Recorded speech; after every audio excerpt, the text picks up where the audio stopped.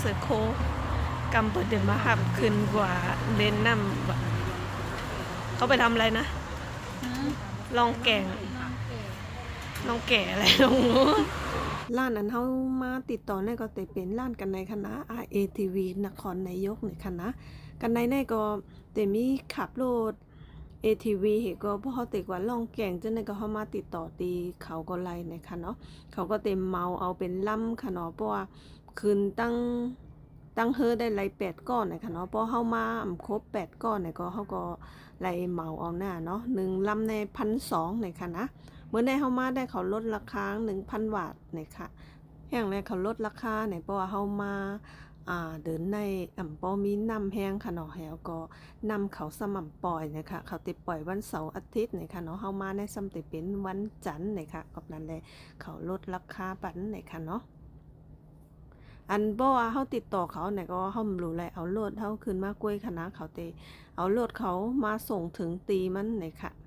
อยู่ที่ร้านเขาก็มาลงเฮอในก็หมอก15 นาทีในเนี่ยค่ะเนาะแล้วก็เขาก็ตีปันถุงกันนำเนี่ยค่ะเนาะใส่โทรศัพท์เขาจะน่ะเนาะแล้วก็เขาก็ตีมีซื้อปันเนี่ยก็ตั้งมาโหปันใส่เนี่ยค่ะเนาะซื้อเนี่ยก็สำหรับก้นอันตีวายนำเป็นค่ะเนาะเพราะตกมาเนี่ยก็กูจมเจอเนาะแล้วก็ป้องกันไว้ก่อนเนาะก็ใส่ซื้อไว้ก่อนนะคะ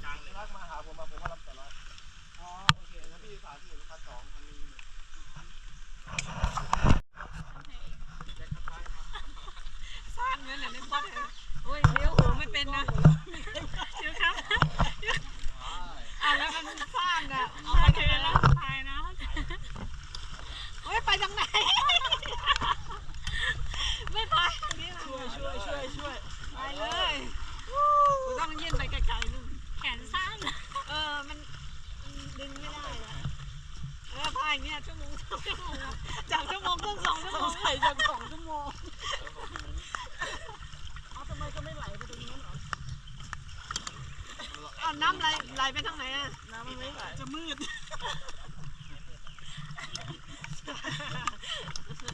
มองไม่เห็นแล้วว่าทำไงอ่ะมันอันนี้ไงเอาออกมาซองๆอะไรไม่ใช่น้ำไหลไปทางนี้เหรอกันน้ำได้อยู่กันน้ำได้นิดเดียวกันน้ำออก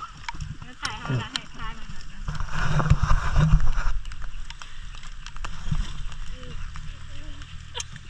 โทรหาวิโรจน์ดีกว่านี่เราอยู่ที่ป่าในตอนนี้ก็เหลือพายก็เหลือผมก็พายก็เหลือเหมือนกันวะมาถามมาก็เหลือเอาก็เจ็บว่ามาก็เหลือแต่จำจะนั่นเป็นต้นพายเรือฝันเข้าอันนั้น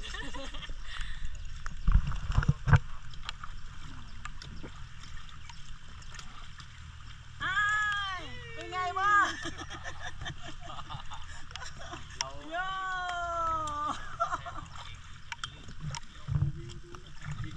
10 กิโล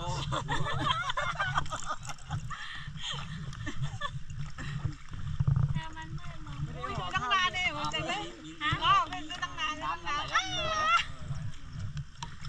ลอะไรมันเป็นอันนี้กัดนี้ตรงนี้ไปเลยนี่เธอมองไม่เห็นนะทำหันหนูไปไหนเบียร์เปิดแดงเนี่ยทำหันหนูไปไหนเบียร์เปิดแดงเดี๋ยวนะยิ้มไปให้ไหนก่อนเอามันดึงลงใครจะพายเรือล่ะเบียร์มันนั้นลงกันนั้นเลยลงแห้งกันนั้นระวังโทรศัพท์ระวังโทรศัพท์นี่กำลังจะลงแก่งแล้วลงแล้วเดี๋ยวยุบกันเลย เดี๋ยวลงแก่งก่อนลงแก่งก่อนโอ้ดำลงแห้งเอง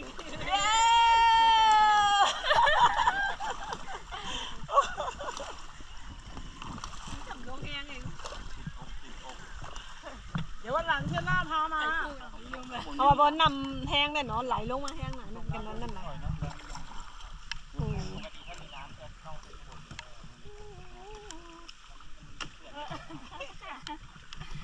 เดี๋ยวไม่เปิดน้ำต้องเขาเปิดตัวเขาบอกว่าถ้าพักเสร็จเข้ามาเหนื่อยป่ะ2 ลำเลยไหลแล้วนกไหลแล้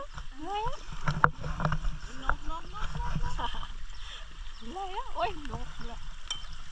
เย้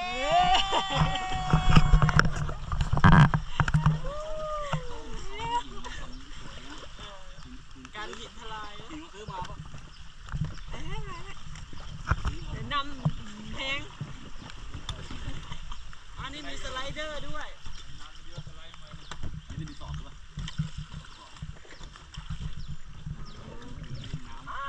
ติด เอาติด ปล่อยเลยทีเนี้ยเรากลายเป็นอยู่ข้างหลัง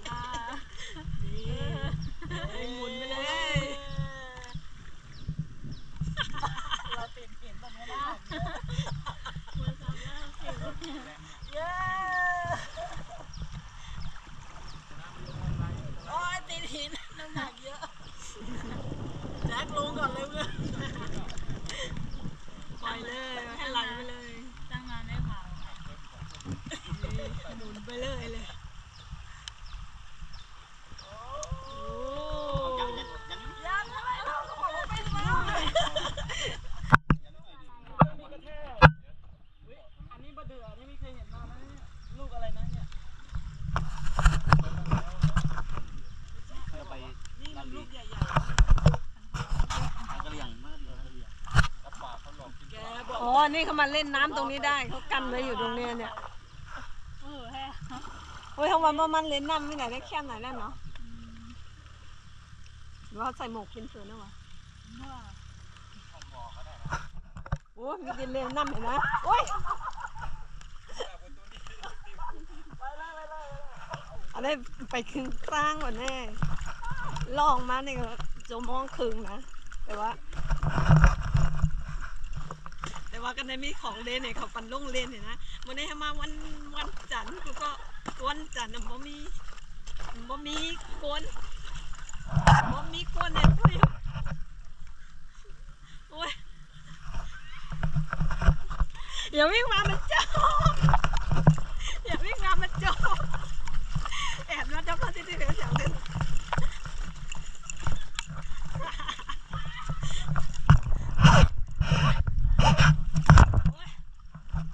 จมเอาวิ่งมากระโดดลงน้ำไหมว่าเอาโทรศัพท์มาอย่างนั้นมาวายลงน้ำกันเนาะ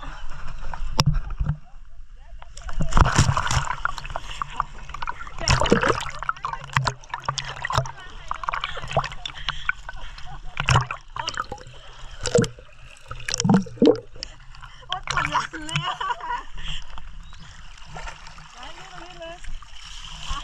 ถือไว้กัน โอ้ยมีขี้เลนนิดหน่อย ปวดหลัง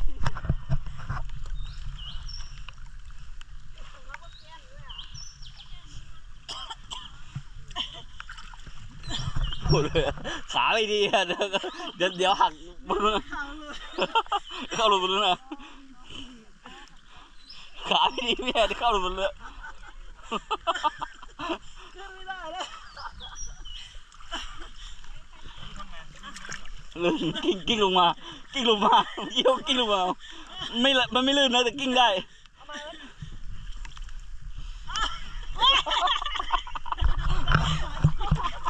หัวโลมาตาอะระวังตกลงในน้ำ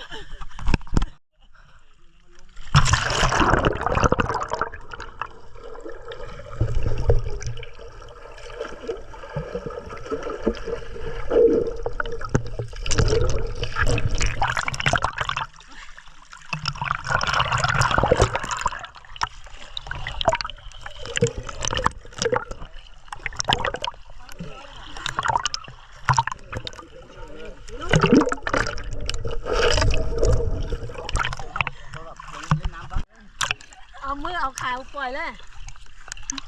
ปล่อยมือปล่อยขาเลยลื่น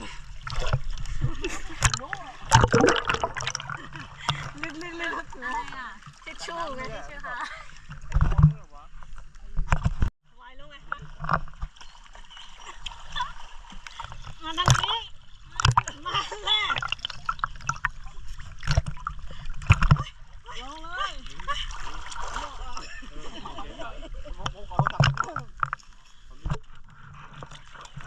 อะไร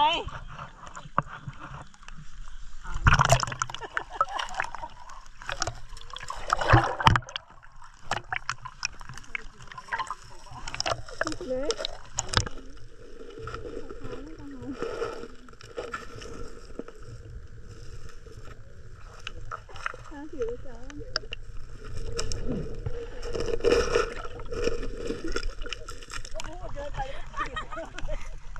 อ๋อ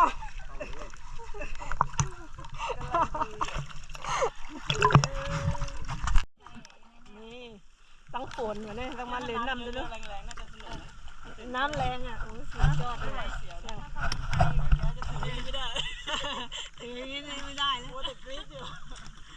ตั้งฝนตั้งไปไปเฮ้ยเล่นน้ำตั้งฝนก็มาให้ มีผลด้วยอย่างนี้นะสนุก นี่เค็มอันนี้บ้านดูดิ เร็วๆดิ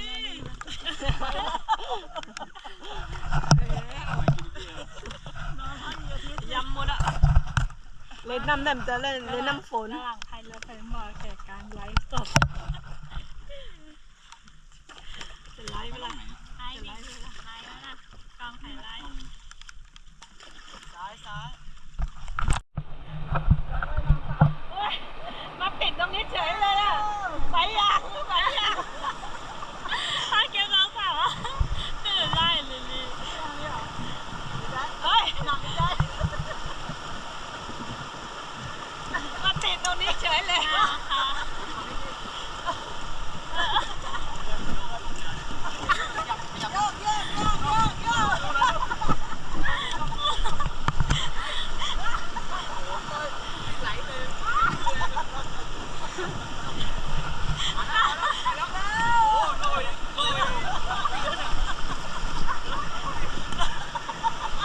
มาติดหินกันได้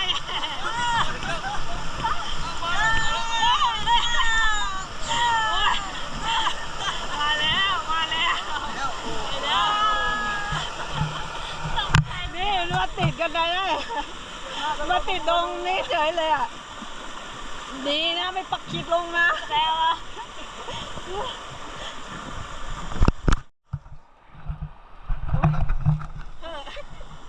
รักเลยกำแพงขวากำแพงมาขึ้นขับกันแล้วอ่ะ โอ้มันเหนื่อยไงล่ะอ่ะยังอยู่ ก็ยังอยู่นี่เป็ดมาไกลฝนตกกันไม่ยุดขึ้นวะโอ้ยเหนื่อยเลยอ่ะมากำแพงไหลน้ำลูกอ่ะโอ้ยโอ้ย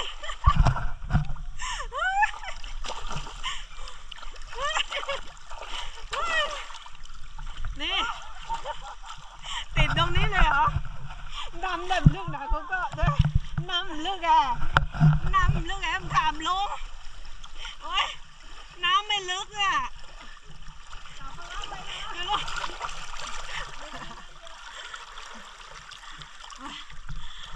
ก็น้ำลึกนั่นไหลแห้งเลย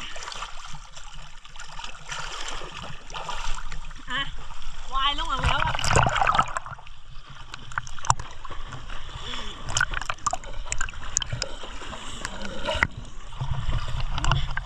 โอ้ยเถอะ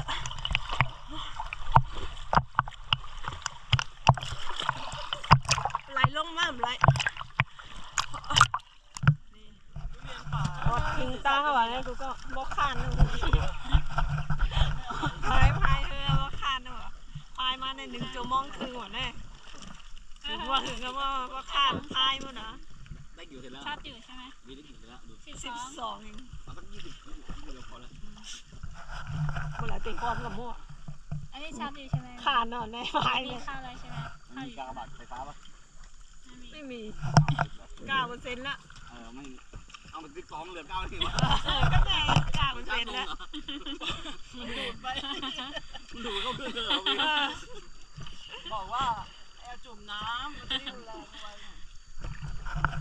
ชั่วโมงครึ่งถึงแต่มั่วจังข้านแล้วไหน ข้าว ข้านน่ะ อ่า เอาเป็นพายแบบนี้เนาะเต็มข้านเลย ผมมีลูก เฮ้ยก็น้ำเต็มถุงเลย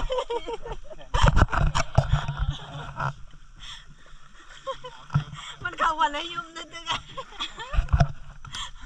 เพลงไทยก็แล้วแม่เล่าเหรอ เมืองข้างตัวยังเหรอเดี๋ยว ตำเลยบอกเลย ไม่มาขุนขาอย่างนี้ อะ ไม่มาขุดขา เพ ไว้ ราะว่านี่สาเหตุที่หนึ่งเฮ้ยสับพยำอ่ะ ใส่ถุงอ่ะใส่ไม่ได้ ไม่มาไกลใส่น้ำ หายเนี่ย มดเขาในยุ่มนิดนึงมันยังแบบ ป้าหน้าต้องไปดู ไม่มีอะไรเลยมีแต่มันไม่เป็นผ สำคัญน่ะ แล้ว เอ้ยว่าบ่ได้แค่มานอนว่านำแห้งๆให้อินเด้อ ลงน้ำ แต่ว่ามันไหลแห้งบ่ได้แค่มอินเด้อในพายบ่เห่อบ่ ล่วง มุดเข้าได้ยุ่งเลยจังว่า ไม่ได้ปิด เหนื่อยมากไม่ทันถ่ายให้ดูดิในตัวขาหรอกเนี่ย นั่นแหละ มันแหลงหมดเนี่ยแล้วไม่โคนมันจะไหนเนี่ยหมด มีบริการรับส่งป่ะส่งไปดู นี่กระไดมีวัดถึงมีวัดอหย่างก็โม่นะแต่ละหันกองมูเนี่ยปิ้งเนี่ยไหวก็ อาหารจะมาไกลเอาบ้าน ยังงมลาเท่าไหร่ อ่ะ ยังงมลาได้ มาไกลผมว่าแต่ต้องเตะแล้วเพื่อเตะสองว่าเตะสองนะ แต่ยังอยู่สูงหน่อยเนาะอยู่ในแบบป่าต้นไม้เนี่ยแล้วเมื่อเราตีฮอตกับพวกนั่งมาจะมองครึ่งว่ะ ขึ้นตัง ถึงแต่ม ก็แหลมในแข้งแน่ขี่ก็แข็งขี่ไม่ทำหมดแล้ว อ้าวไม่ได้เกาะตรงนี้เหรอ เลย ก็จังนน ถ่ายวิดีโอแกมี อ้าวก็ดีแล้วกระโดดลงไปจะขึ้นตรงนี้ โยก เลยลงกันไหนฮะเลยลงกันไหนฮะขอบใจก็มาดูลงแล้ว โอเคผิวอ่ะแล้วเดี๋ยว ไปใจกันในวะแน่ เอาแบบลองแต่เอาติอุ่นเนี่ย โอ้ตั้งนานอยู่อ๋อ เฮ้ย มันเด็ก ขันมาไปป้ายเนี่ย มันถ่ายหัวไม่ได้อ๋อตั้งนานเนี่ยหอด้วยตั้งนานนี่สะพานสูงเลย จะปีนสูงห้องโอ้ใส่แน่ ใส่ทำไปใส่ เหลือแต่ถุงกุญแจหายท่อสีฟ้า นี่แบบลงตีท่อสีฟ้า เอาแล้วนี่สะพานอะไรเนี่ย